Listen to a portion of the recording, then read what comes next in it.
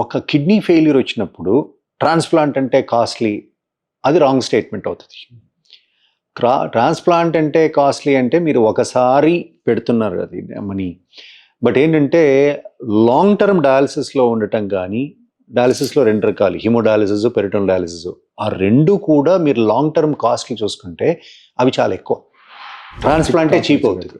So అందువల్ల మనం ఎవరికైతే ట్రాన్స్ప్లాంటేషన్ చేసుకోవడానికి వెసులుబాటు ఉందో వాళ్ళు ట్రాన్స్ప్లాంట్ చేసుకుంటే వాళ్ళు డయాలసిస్ ఫ్రీ లైఫ్, తర్వాత వాళ్ళ వర్క్ చేసుకోవటానికి, వాళ్ళు సంపాదించుకోవటానికి, వాళ్ళ సంపాదనకి ఇది అడ్డు రాదు.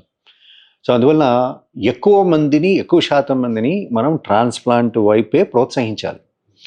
వాళ్ళకు ఒకవేళ ఆప్షన్ ఉంటే అది better option rather than staying on dialysis. అదే హెల్త్ వైజ్ కూడా the quality of life, best quality of life ట్రాన్స్ప్లాంట్తోనే వస్తుంది. అండ్ డయాలసిస్లో మీకు అంత క్వాలిటీ ఆఫ్ లైఫ్ దీంట్లో ఉన్నట్లు ఉండదు. మెడ్ ప్లస్ లో అదే మెడిసిన్, అదే క్వాలిటీ, మార్కెటింగ్, డిస్ట్రిబ్యూషన్, ఇంకోటి అంటూ వీళ్ళకి అదనపు ఛార్జీలు ఉండవు. అందువల్లే 50 to 80% డిస్కౌంట్ లో మనకు అందిస్తున్నారు.